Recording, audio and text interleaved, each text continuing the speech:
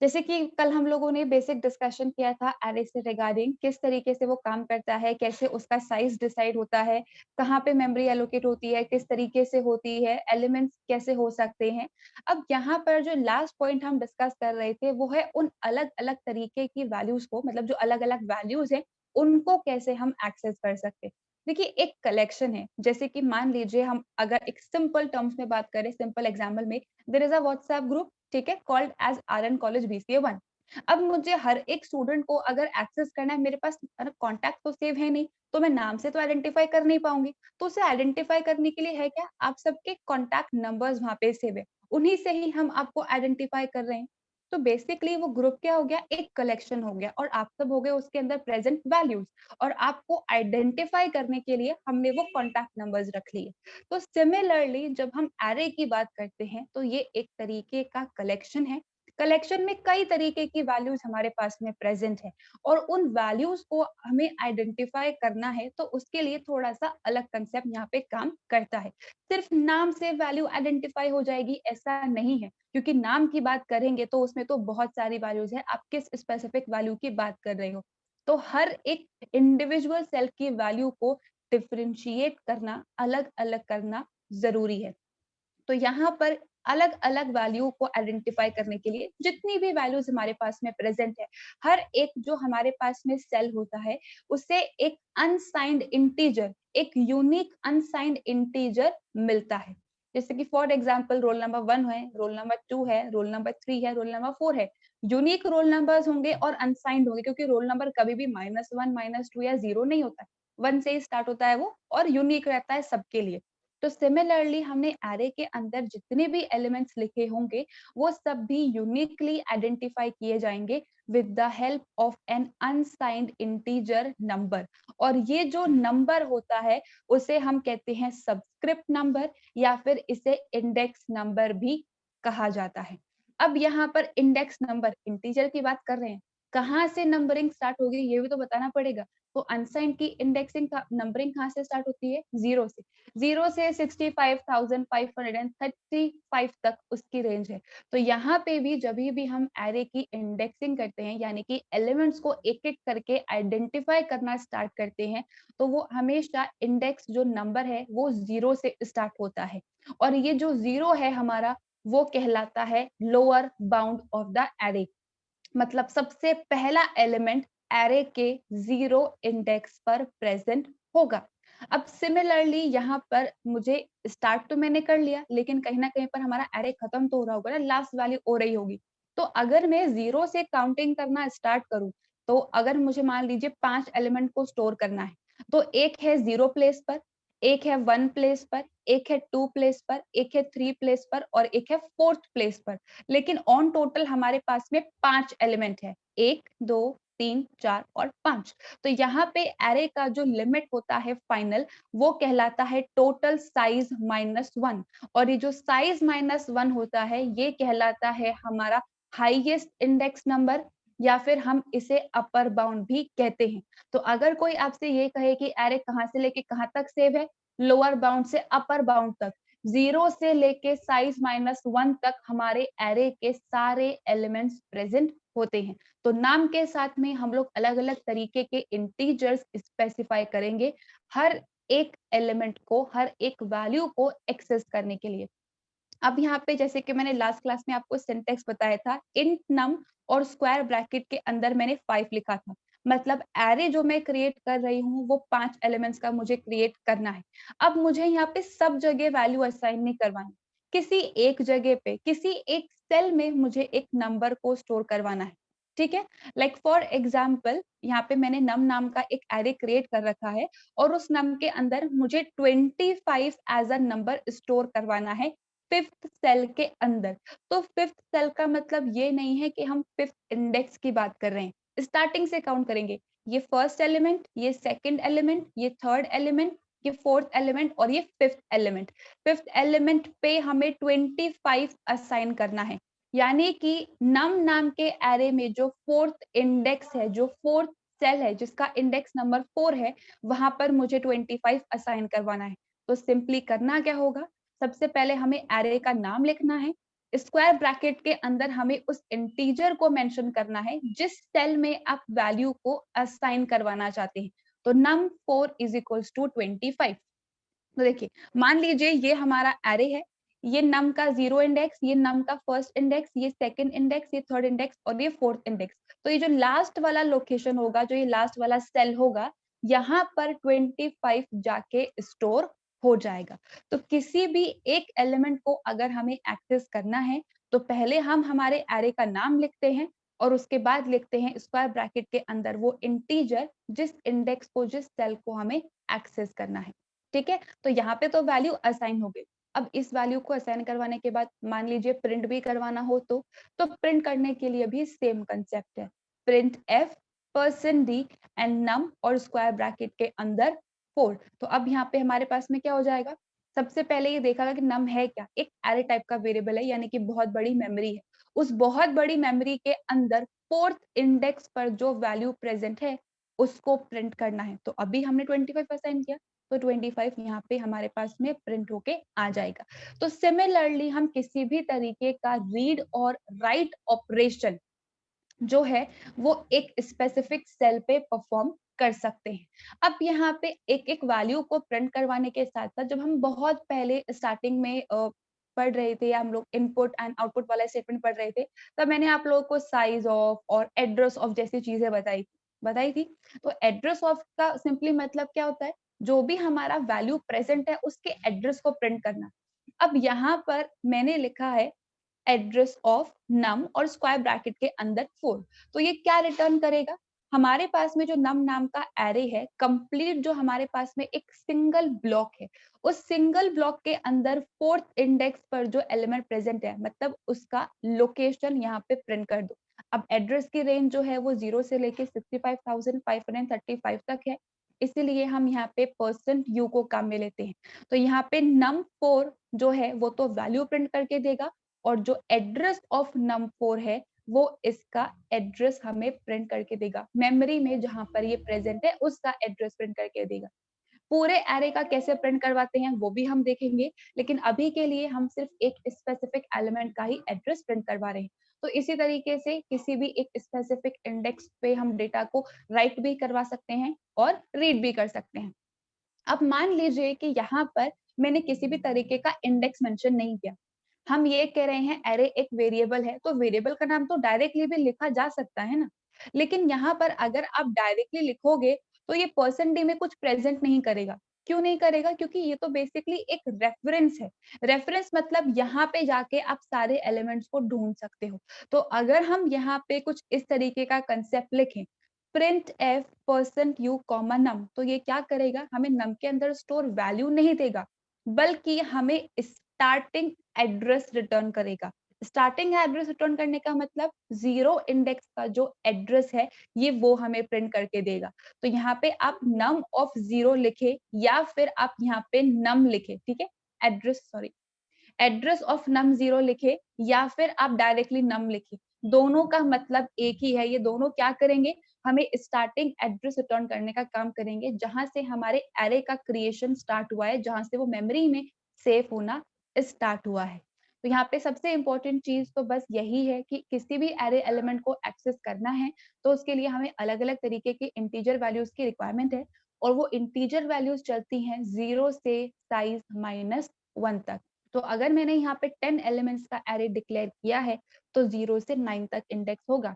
50 elements का array create किया है तो 0 से 49 होगा। 6 एलिमेंट्स का एरे डिक्लेयर किया है तो 0 से 5 होगा, starting from 0 to size -1, where 0 is our lower bound and size -1 is our upper bound. अब इस वाले पार्ट में किसी को कुछ भी confusion? Now, moving to the next part, that is to declare and to initialize an array. तो सबसे पहले सबसे सिंपल जो हम लोगों ने कल भी देखा था, सबसे पहले डेटा टाइप फॉलोड बाय हमारे एरे वेरिएबल का नाम और स्क्वायर ब्रैकेट के अंदर साइज, यानी कि जो हम कलेक्शन क्रिएट करने वाले हैं, एरे क्रिएट करने वाले हैं, उसके अंदर इन टोटल कितने एलिमेंट्स आ सकते हैं। तो यहाँ पे मैंने लिखा है 10। तो अब यहाँ पे होगा क्या, एक कंप्लीट 10 सेल का सिंगल ब्लॉक हमारी मेमोरी के अंदर एलोकेट होगा। अब सिंगल ब्लॉक में इक्वल डिवीजन होगा, अगर हम इंटीजर की बात करते हैं तो इक्वल डिवीजन का मतलब है कि जो हर एक सेल है हमारा ये 2 बाइट्स का है, क्योंकि इंटीजर 2 बाइट्स की मेमोरी ऑक्यूपाई करता है। तो ये भी 2 बाइट्स, ये भी 2 बाइट्स, ये भी 2 bytes and same followed by सारे। तो टोटल जो साइज होगा हमारे इस एरे का that will be 20 bytes. 10 multiply by 2 is equals to 20 bytes. अब यहाँ पे इस सिंगल ब्लॉक के अंदर जितने भी सेल मैंने बनाए हैं, उन सबको आइडेंटिफाई करना है, डिफरेंशिएट करना है कि कौन सा क्या है। तो उसके लिए हम इंडेक्सिंग को काम में लेंगे, सबस्क्रिप्ट को काम में लेंगे, जो स्टार्ट होता है 0 से और जाता है साइज -1 तक। साइज क्या है 10, 10 - 1 क्या होता है 9। तो 0 से लेके 9 तक हमारे पास में सेल प्रेजेंट है। किसी भी एक वैल्यू को एक्सेस करना हो या उसमें राइट करवाना हो तो num of 0, num of 1, num of 2, num of 3, num of 4, num of 5, num of 6, 7 and 8 and 9। तो कुछ इस तरीके से हमारा एक सिंगल यहाँ पे ब्लॉक क्रिएट हो जाएगा इक्वल डिवीजन और उन पे ये इंडेक्सिंग ऑटोमेटिकली असाइन हो जाएगी। अब यहाँ पे मैंने किसी भी तरीके का वेरिएबल के अंदर वैल्यू असाइन नहीं किया है, लेकिन इसका मतलब ये थोड़ी है कि वेरिएबल खाली रहेगा। सेम वही कंसेप्ट है जो सिंपल वेरिएबल्स के केस में होता था। अगर हम उन्हें सिर्फ डिक्लेयर करके छोड़ देते हैं, उन्हें इनिशियलाइज नहीं करते, तो उनके अंदर गार्बेज आ जाता है। तो यहाँ पे भी अगर एरे के साथ-साथ में डिक्लेरेशन के साथ-साथ में इनिशियलाइजेशन नहीं हुआ है, तो हर एक सेल के अंदर ऑटोमैटिकली कुछ भी गार्बेज वैल्यू आ जाएगी। 0 भी हो सकती है, नेगेटिव भी हो सकती है और वो कोई पॉजिटिव वैल्यू भी हो सकती है। तो ये है सबसे पहला तरीका to declare an array. Second is to declare an initialization of array. अब यहाँ पर जब भी कोई सिंपल वेरिएबल क्रिएट करते हैं तो क्या करते हैं, डेटा टाइप लिखा, वेरिएबल का नाम लिखा, इक्वल्स टू लिखा और वैल्यू उसके अंदर असाइन कर दी फॉलोड बाय सेमीकोलन। लेकिन यहाँ पर एक सिंगल वैल्यू नहीं है, मल्टीपल वैल्यू है। मल्टीपल वैल्यू का मतलब हमें किसी न किसी तरीके से सेपरेट करके बताना पड़ेगा कि हाँ इतनी सारी वैल्यूज को आपको काउंट करना है।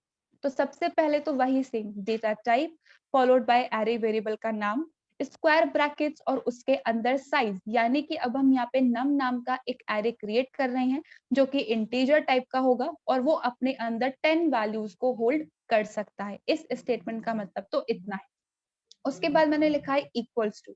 अब यहाँ पे एरे को अगर हमें इनिशियलाइज करना है तो इसका सिंटेक्स है कि आपको कर्ली ब्रेसेस के अंदर कॉमा सेपरेटेड वैल्यूज पास करनी है। कॉमा सेपरेटेड वैल्यू यानी कि कॉमा से सेपरेटेड, अब यहाँ पे स्पेस या सेमीकोलन या आप कुछ और कैरेक्टर काम में नहीं ले सकते, फिक्स सिंटेक्स है ये। कर्ली ब्रेसेस के अंदर कॉमा सेपरेटेड वैल्यूज ही आपको पास करनी है। अब यहाँ पे मैं ये कह रही हूँ कि 10 एलिमेंट्स का एरे मैंने क्रिएट किया है। इनिशियलाइज करते टाइम मैंने कॉमा सेपरेटेड 10 वैल्यूज प्रोवाइड भी कर दी, लेकिन कौन सी वैल्यू कहाँ जाएगी? कलेक्शन है, एक सिंगल ब्लॉक है, सिंगल ब्लॉक 10 अलग पार्ट में डिवाइड होगा और क्योंकि इंटीजर है तो यहाँ पे हमारे पास में 2 बाइट्स की मेमोरी आ जाएगी। 10 यहाँ पे साइज है तो 0 से लेके साइज -1 तक यहाँ पे हमारे पास में इंडेक्सेस भी प्रेजेंट है। लेकिन ये जो वैल्यूज है किस ऑर्डर में ये हर एक सेल में जाके सेव होंगी? तो जो हमारी सबसे पहली वैल्यू होगी वो जाएगी हमारे सबसे पहले सेल के अंदर, यानी कि 0 इंडेक्स पे। जो नेक्स्ट वैल्यू है हमारी वो जाएगी हमारे सेकंड सेल के अंदर, यानी कि फर्स्ट इंडेक्स पे जो सेल प्रेजेंट है उस पे।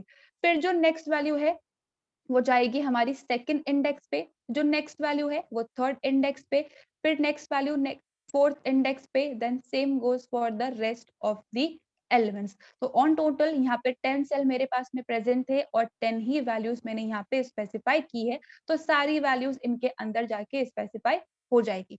अब मान लीजिए यहाँ पे साइज मैंने 10 लिखा है और वैल्यू के अंदर मैंने यहाँ पे 11 वैल्यूज स्पेसिफाई कर दी, तो ये तो अकोमोडेट कर नहीं पाएगा। वेरिएबल एट अ टाइम पे सिर्फ एक ही वैल्यू को स्टोर कर सकता है, तो यहाँ पे कौन सी वैल्यू को डिस्कार्ड करके इस 11 को स्टोर करूं, ये तो ऐसे तो कुछ रूल होता ही नहीं है। तो अगर हम साइज से ज्यादा वैल्यूज स्पेसिफाई कर देते हैं इस इनिशियलाइजेशन वाले पार्ट के अंदर, तो फिर आती है हमारे पास में एरर। तो यहाँ पे जितना साइज स्पेसिफाई किया है उतने ही एलिमेंट्स यहाँ पे आपको मेंशन करने हैं, ज्यादा मेंशन कर दिए तो फिर आएगी एरर। ये तो था पहला रूल। साथ साथ में एक और रूल भी है यहाँ पे, और वो रूल ये है कि जस्ट बिकॉज मैं यहाँ पे डिक्लेयर कर रही हूँ और यहाँ पे इनिशियलाइज कर रही हूँ, और मुझे अभी करंटली सिर्फ मान लीजिए 9 वैल्यूज के बारे में ही इन्फॉर्मेशन है, मुझे इस वैल्यू के बारे में, यहाँ पे जो वैल्यू आ रही है इसके बारे में कुछ इन्फॉर्मेशन नहीं थी, तो मैंने वैल्यू पुट ही नहीं करी, उसको खाली रख दिया। तो ऐसा नहीं होता है। किसी भी सेल को हम बीच में से स्किप नहीं कर सकते। आपने यहाँ पे साइज स्पेसिफाई किया है, तो जितना साइज है उतने एलिमेंट्स होना ज़रूरी है। यहाँ पे आप ना वैल्यू को स्किप कर सकते हैं और ना ही आप वैल्यू को ज़्यादा दे सकते हैं। जितना काउंट यहाँ पे आपने मेंशन किया है, उतने ही एलिमेंट्स यहाँ पे आने चाहिए।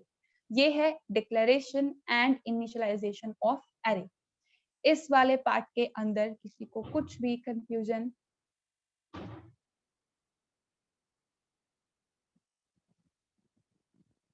सबको क्लियर है ये वाला part? Just a second. Now moving to the next part of declaration and initialization. देखिए, जैसे कि अभी किसी एक ने क्वेश्चन पूछा कि अगर हम यहाँ पे 10 साइज तो दे रखा है लेकिन 10 वैल्यू स्पेसिफाई नहीं करे तो, सिर्फ 2 या 3 या सिर्फ 4 वैल्यूज ही स्पेसिफाई करे तो क्या होगा? तो यहाँ पे सिचुएशन थोड़ी-सी चेंज हो जाती है। चेंज क्या हो जाता है? मैंने यहाँ पे सेम वही इंट नम और 10 लिखा है, यानी कि 10 एलिमेंट्स का मुझे एक एरे क्रिएट करना है। लेकिन इनिशियलाइजेशन के अंदर मैंने सिर्फ 3 वैल्यूज लिखी, दैट इज 1, 2, 3।